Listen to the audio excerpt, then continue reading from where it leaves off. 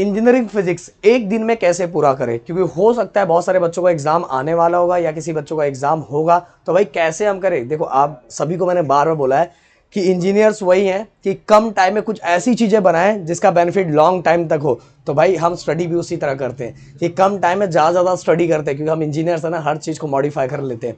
तो भाई हम बात कर रहे हैं कि इंजीनियरिंग फिजिक्स को एक दिन में कैसे करें। तो भाई सबसे पहले आपको क्या करना पता है, या सैम्पल पेपर हो गया, सैम्पल कॉपी हो गया, जो भी टेक्स्ट मैक्स हो गया, टेक्नो पब्लिकेशन हो गया, जो भी जहाँ से भी और जहाँ से भी आप मिले पिछले 2-3 साल का, बस इतना ही काम करो। 2-3 साल का, 3 साल का, हाँ जो केटी के पेपर होते हैं वो भी, तो 2-3 साल का पेपर निकाल लो। उसके अंदर सबसे पहले आप एनालाइज करो कि कौन से क्वेश्चन है जो बार बार रिपीट हो रहे हैं। ओके, आपने क्वेश्चन निकाल लिया, उन क्वेश्चंस को क्या करो, उन्हीं क्वेश्चंस का नोट्स आपके पास होगा ही। अगर नोट्स नहीं है तो भाई गूगल बाबा आराम है, यूट्यूब बाबा है, ये दोनों जगह पे आपको वो नोट्स मिल ही जाएगा। जितने मार्क्स के क्वेश्चन है वो अराउंड मैं बोल रहा हूँ, अगर देखने जाओगे ना तो 15 से 20 ही क्वेश्चंस रहेंगे। और वो बड़े जो क्वेश्चन 15 से 20 क्वेश्चंस रहते हैं, और वो 15 से 20-25 क्वेश्चंस को क्या करो, आप लिख लिख के बार बार प्रैक्टिस करो। इवन गाइज अगर आपके इधर हो सकता है 6 मॉड्यूल में से एक मॉड्यूल कैंसिल किया गया और 5 मॉड्यूल होगा, तो 5 मॉड्यूल में से सभी जो क्वेश्चंस बार बार रिपीट किए गए, और फिजिक्स और केमिस्ट्री के क्वेश्चन बार बार रिपीट किए ही जाते हैं, ये बात सुन लो।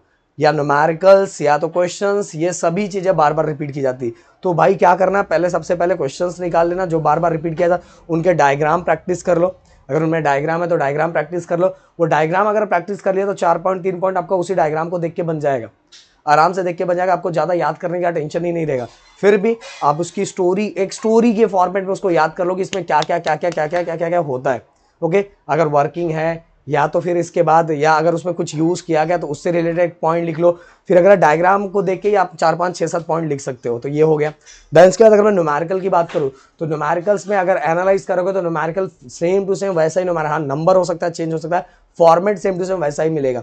2-3 साल का पेपर उठाओ, देखो कौन से टाइप के न्यूमेरिकल बार बार आ रहे हैं। देखो अभी भी आपको वही न्यूमेरिकल मिलेगा, तो वही न्यूमेरिकल के फॉर्मूले प्रैक्टिस कर लो। अगर फॉर्मूले प्रैक्टिस करने का तो आपको पूरी तरह सॉल्व करने नहीं आता, तो जहां तक सॉल्व करने आता वहां तक सॉल्व करो। इवन लास्ट में कोई आंसर भी निकाल लो, समझ रहे हो मेरी बात।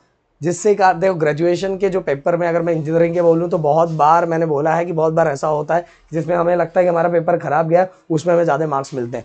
बट शर्त ये होती है कि पेपर का कोई भी क्वेश्चन छोड़ के नहीं आना है आपको। जिसका इसलिए बोल रहा हूँ, जो मॉड्यूल आप छोड़ रहे हो वो मॉड्यूल के मॉड्यूल का हेडलाइन याद कर लो, हेडलाइन में, और उसके अंदर क्या कितने सारे पॉइंट्स हैं वो पॉइंट्स याद कर लो। कितने सारे टॉपिक्स हैं वो टॉपिक्स के अंदर कितने पॉइंट्स हैं वो पॉइंट को दिमाग में फिट कर लो एक कहानी की तरह, क्योंकि अब आपसे पूरा तो होने वाला नहीं है।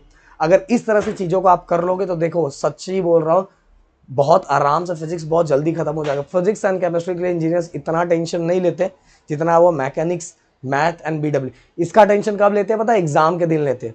तो एग्जाम के दिन इसको इसी तरह से निपटाना रहता है, इसी तरह से खत्म करना रहता है कि मॉड्यूल का नाम देखो, उसमें कितने कितने टॉपिक्स हैं, उन टॉपिक्स के अंदर कितने पॉइंट्स हैं, उन पॉइंट्स को 2-2 छोटे छोटे पॉइंट्स बना के उससे अपने पॉइंट्स बना लो।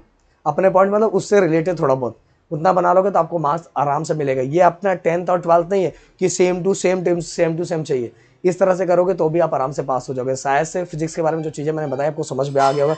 और अगर आप दोपहर तक मैं एक टेलीग्राम बनाने वाला हूँ, टेलीग्राम पे कुछ चीज़ें आपको भेजूंगा, वो चीज़ों को जरूर रिवाइज करके एंड पढ़ के एक बार जरूर जाना। Thank you so much guys, जय हिंद दोस्तों।